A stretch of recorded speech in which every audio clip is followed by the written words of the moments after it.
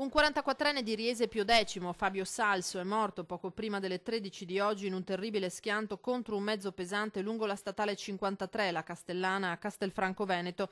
L'incidente in un'ora di punta, quella di pranzo, strada trafficata. Improvvisamente la Fiat Panda dello sfortunato 44enne che viaggiava in direzione Cittadella ha sbandato invadendo la corsia opposta e scontrandosi frontalmente contro un camion.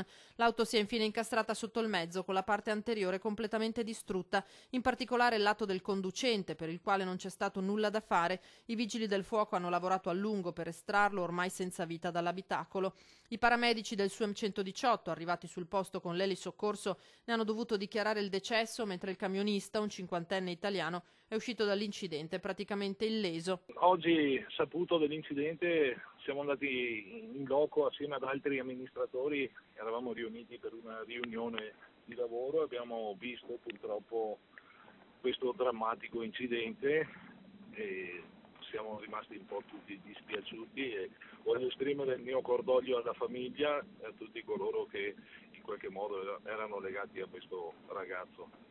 Le generalità della vittima sono state rese note solo in serata. Agli agenti della Polstrada ci è voluto del tempo per rintracciare i familiari e avvisarli di quanto accaduto. Toccherà agli agenti stessi ricostruire con esattezza la dinamica del sinistro e cercare di chiarire la causa della sbandata fatale. La circolazione stradale nel frattempo è stata a lungo rallentata, code si sono formate in entrambe le direzioni di marcia.